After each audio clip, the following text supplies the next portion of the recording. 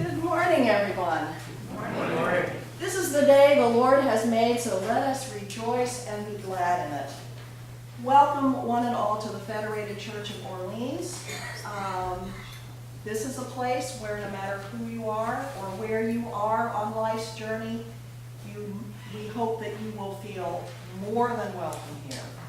I am the Reverend Deborah Mahaney. I'm substituting for Reverend Norris today. Every Sunday, we light the peace candle, hoping and praying that we can bring light of God to the world and peace to our great fractured world. Few of us can remember a time when the whole world was peaceful, but most of us can remember a time or moment of peace in our own individual lives, a time of happiness. In a moment, we will sing a well-known hymn which encourages us to bring peace to the small world that we touch. Let us stand now and sing hymn number 677, Let There Be Peace on Earth.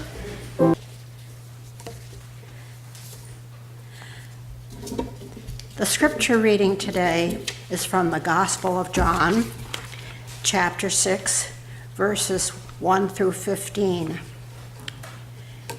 After this, Jesus went to the other side of the Sea of Galilee, also called the Sea of Tiberias. A large crowd kept following him because they saw the signs that he was doing for the sick. Jesus went up the mountain and sat there with his disciples. Now the Passover, the festival of the Jews, was near. When he looked up and saw a large crowd coming toward him, Jesus said to Philip, "Where are we to buy bread for these people to eat?" He said this to test him, for he knew what he was going to do. Philip answered him, 6 months' wages would not buy enough bread for each of them to get a little. One of his disciples, Andrew, Simon Peter's brother, said to him, "There is a boy here who has 5 barley loaves and 2 fishes, but what are they among so many people?" Jesus said, "Make the people sit down." Now there was a great deal of grass in the place, so they sat down, about 5,000 in all.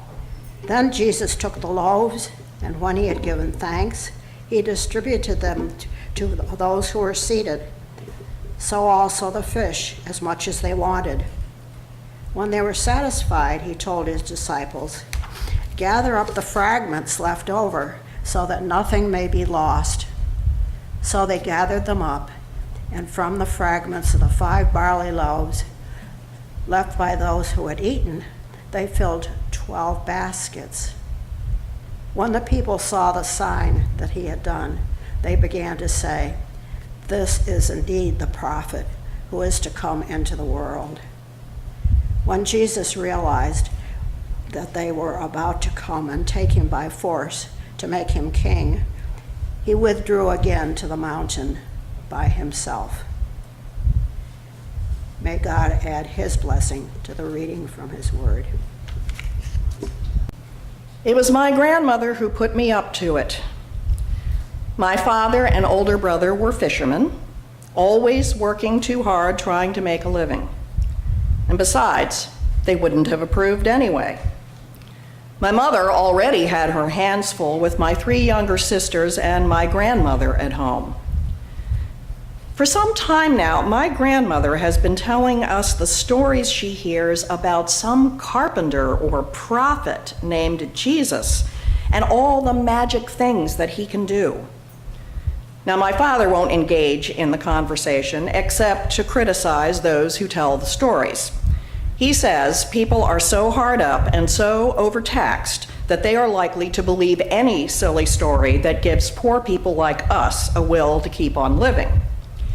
We, the poor, can't and shouldn't waste time believing in happiness, and as the men of our family, our only task is to work to support the household and to make do with what we can get to eat. After my father sells his fish, we are lucky to have much left over for ourselves. Mother, of course, bakes and at least is able to get barley flour. In the synagogue, we always give thanks for all of our blessings from God. It's just that when I or my sisters are feeling hungry, it is hard to know how we really are blessed. But my mother says I'm too young and I just don't understand, and as a man of the family, I need to get used to sacrificing for my grandmother and sisters. It's just that my stomach always feels empty. A blessing for me would be for it to feel full. Now, I love sitting with my grandmother and hearing her stories. She can't really help the family much anymore because she's blind and sometimes feel that she is a burden on us. But she seems to have a lot more energy in her excitement about the reports she hears about the man Jesus, who travels widely and frequently goes back and forth across the Sea of Galilee with others. Now, my father knows about one of his followers, Andrew, but when I asked about him, he replied that the man had left his family to go chasing off after some false prophet and abruptly ended the conversation. But my grandmother has heard that this same Andrew is one who is following Jesus, and she has been holding out the hope that she might be able to hear Jesus speak or even speak to Andrew, so that she might know what all of this fuss is about. Then yesterday, she heard rumors that Jesus had been spotted crossing over to our side of the sea again, most likely heading toward the mountain, and she pleaded with my mother to send me to him and bring back firsthand news of all the signs we hear that he performs, that my grandmother believes are true. My grandmother believes these signs are actually sent by God. People are being healed, she keeps saying, and perhaps I too could be healed of my blindness if I only knew more.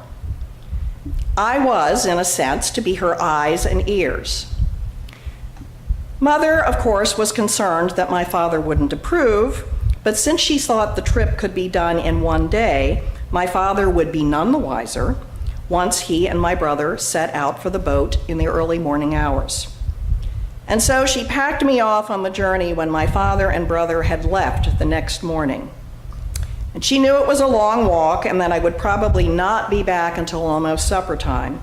So she wrapped up all the small barley loaves she had and put in a couple of dried fish, telling me not to tell my father, especially about that last part.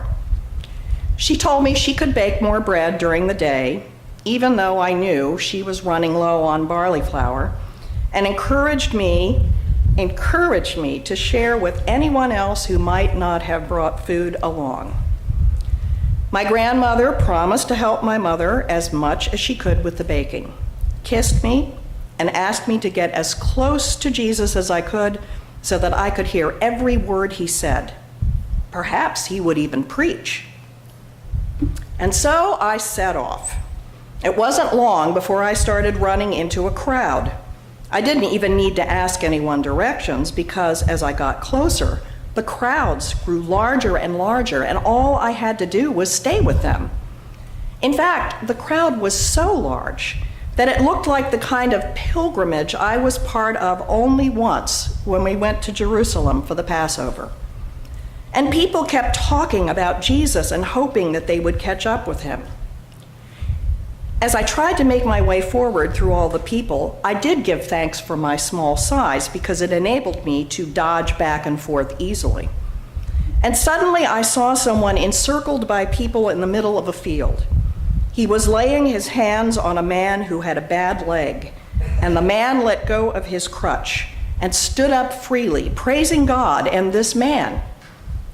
It had to be Jesus. But he looked so ordinary, just like most of the fishermen that my dad worked with every day. As Jesus pressed forward toward the mountain, my grandmother was right about that, the crowds pushed after him yelling, "Master, Master, heal me." It was overwhelming, all that need, and as the afternoon was giving way to early evening, I could see the man was tired and needed some space from everyone else's need and the constant cries of despair that pursued him. Cries from people who believed he could heal them in whatever way they needed healing.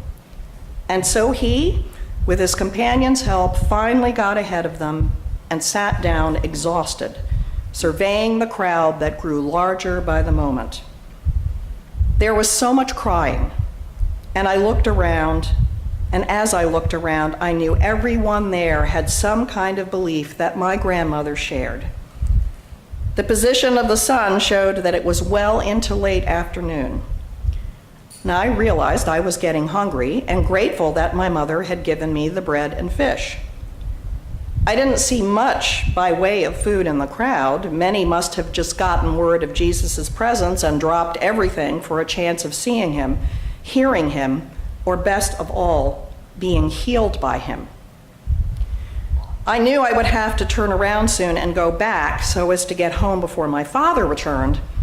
But at that point, I saw Jesus exchange words with two of his companions and clearly heard him call one of them Andrew.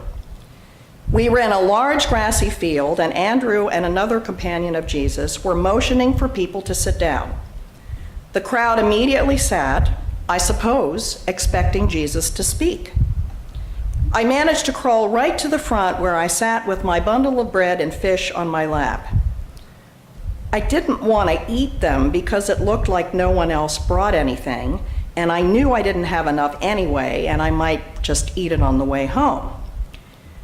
It was then that I saw Andrew looking among the people sitting nearest to Jesus.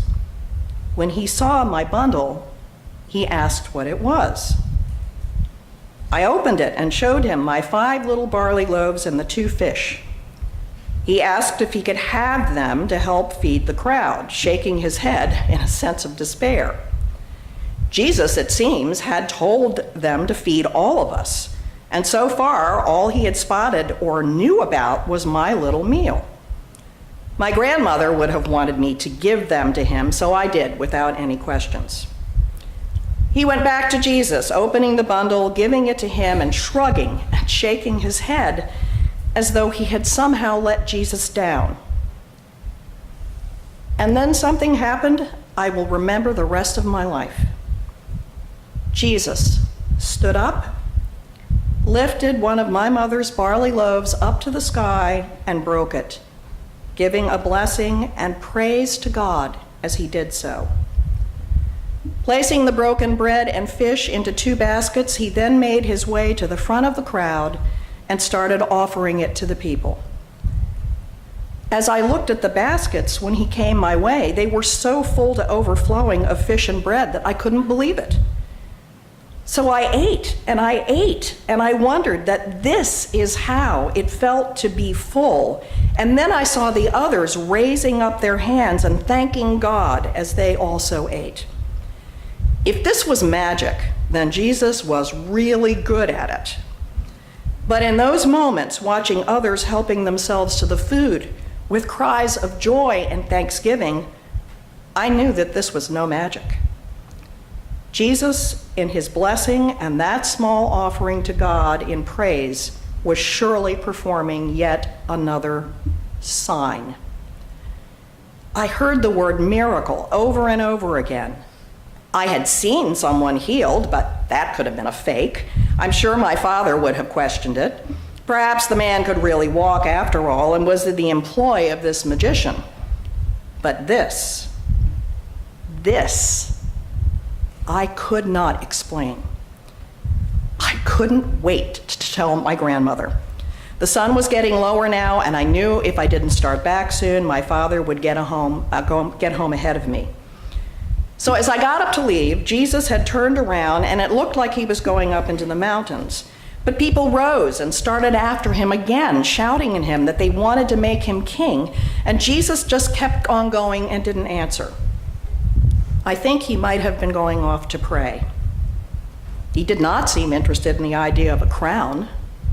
Crowds were now dispersing and returning home, and I had a lot of company on the journey back. But it was dark when I got home, and I knew that I would have much to explain and that my mother and grandmother were also probably in trouble with my father. I heard shouting as I arrived, and I thought that my father was discovering my absence and yelling about what a foolish plan it had been to send me on such a crazy journey. But as I went through the door, no one even noticed I had come in. My mother was hugging my grandmother, and the whole family was gathered around her, overjoyed. It seems that suddenly she could see. Okay, I know this is really fanciful.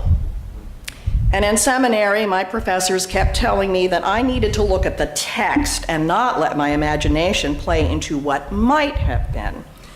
But after so many years of being an actor and learning how to think like the character that I was cast to play, that didn't come easily. And I've spent hours wondering what it must have been like to be someone who lived at the time of Jesus and what they may have heard. But I did want to look at the feeding of the 5,000 from a more personal perspective. Can you imagine at all what it must have been like to be there on that day?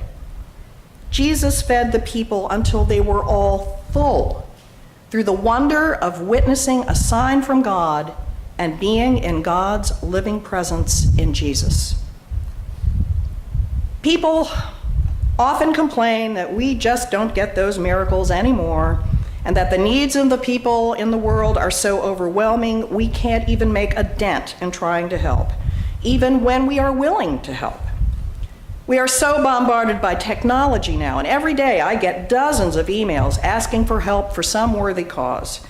I couldn't even walk down Broadway in my own neighborhood when I lived in Manhattan without being stopped by people whose worthy organizations needed contributions. Too much demand, too much overload.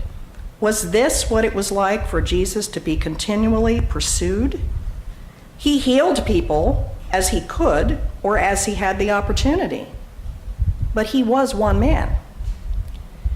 Yet, this one man did manage to feed 5,000 people that day with only 5 loaves and 2 fish. And in those days, only the men were counted. So it was more likely closer to 20,000, including the women and children. First century historian Josephus concludes that this took place at Gennesaret and described the plain of Gennesareth as being 35 stadia long and 20 stadia broad. That is a bit more than 4 miles. The miracle, however, was not just that the people were fed with the loaves and the fish. They were also fed with love and compassion and hope. The crowd was not just a mass of unnamed people with one giant need, but made up of individual named children of God. Reverend Todd Weir, who's somebody whose blog that I read from time to time, says that we all have needs on the surface. Some are basic, such as food, clothing, shelter. Some are more abstract, like self-worth, security, success. Jesus knows we have these needs. He knew 5,000 people were hungry and he fed them. He knows we all come to worship with unmet needs. But the miracle Jesus performed wasn't just about feeding people bread and making their hunger go away. It was a sign that points to something greater. Later, he tells his disciples, "I am the bread of life." And it's hard to preach to hungry people. They need to be fed. But feeding people isn't the end of justice. The next step is inviting them into a community, bringing them into full participation in the life of God. Mother Teresa echoes this when she says in her book, "Where there is love, there is God." Today, besides the poverty, material poverty, that makes the people die of hunger, die of cold, die in the streets, there is that great poverty of being unwanted, unloved, uncared for, having no one to call your own, having no one to smile at, and sometimes it happens to our old people, whom we call shut-ins. Like the sisters that are working in areas of Harlem, they, the poorest, are nobody. They are just there. They're unknown. They are known by the number of their room, but they are not known to be loved and to be served. Now, I am such a fan of Mother Teresa. Who can help but admire the work she did among the poorest of the poor in Calcutta? For me, that's an example of a modern-day miracle, filling people not just with food, but with love and the inclusion of them all as members of the body of Christ. And she started out small. In 1946, when she came face to face with the masses of suffering and dying in Calcutta, she experienced what she called the call within the call, namely, to serve those suffering the most. There really was no rational, sensible, knowledgeable way to go about fulfilling such a calling to the poorest of the poor. Yet, Cheryl Bridges Johns refers to Mother Teresa's possession of love's knowledge, saying that it was love's knowledge that fueled the passion of that call, and that with that passion, were born the Missionaries of Charity, a small order of 13 members. In the ensuing decades, the order grew to thousands of members, giving care in many orphanages and charity centers. Love's knowledge multiplies the meager resources, makes a way forward when knowledge comes to its end. Cheryl Johns also gives the example of Habitat for Humanity International, that started out in 1976 with the vision of affordable housing for the working poor. And many of us are familiar with Habitat, having either served there or through the wonderful Invitation to Community by Phil Mitchell, or as I've had a chance to do from time to time, lead devotions, as I did at the Brewster Build yesterday. And Millard and Linda Fuller had almost no resources, and they recruited volunteers to build homes, an enterprise fueled by love's knowledge, and that has multiplied, just as those loaves and fish did. And so what about us sitting here today? The work of the Sisters of Charity and Habitat for Humanity stand as rather large examples in our minds. But what of the smaller miracles? They are all around us. When we greet each other in peace, or welcome someone new to our midst, when we lift up someone in corporate prayer or visit someone sick, when we even pick up the phone to check up on someone we haven't seen in a while, when we return the smile of a stranger, or hear a baby laugh the first time, or see a clear sky filled with stars and the wideness and awesomeness of creation, then, I think, we begin to see the extraordinary within the purely ordinary. Because if you look closely enough, I think you will find those little miracles. Another blogger that I read this week said, when such attention is paid to extraordinary circumstances, like the feeding of the 5,000, the truly miraculous is obscured. For what is truly wonderful in biblical terms is not that a seeming human could multiply loaves and fishes in so astounding a manner that this truly human could represent by his words and deeds such a sign of hope and healing for the hundreds of needy people who would follow him about and feel that their hunger for the bread of life had been assuaged. What is truly awe-inspiring is not that someone could walk on the surface of the water without sinking, but that his presence among ordinary, insecure, and timid persons could calm their anxieties and cause them to walk where they feared to walk before. In the end, all the way to their own Golgothas. And he also quotes Elizabeth Barrett Browning, who was an invalid, by the way, indicating that We don't have to be skeptical about the possibilities of miracles in our time, for Barrett wrote, and I'm sure a lot of you know this, "Earth's crammed with heaven, and every common bush afire with God, and only he who sees takes off his shoes.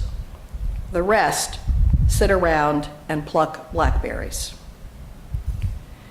So may we embrace love's knowledge in our reaching out to each other in miracles of acceptance, forgiveness, and keeping the good news alive. Let us remember and continue to wonder about how we who are blessed each time we partake of the bread and wine are here to be blessings to others. Just pay attention with the eyes of faith, and when you come across such a miracle, look up and give thanks to God. The message is that God does not abandon us, and that great things are present through the power of love and a heart of faith. Miracles are, in fact, everywhere. And I think God will be happy that you noticed. Amen.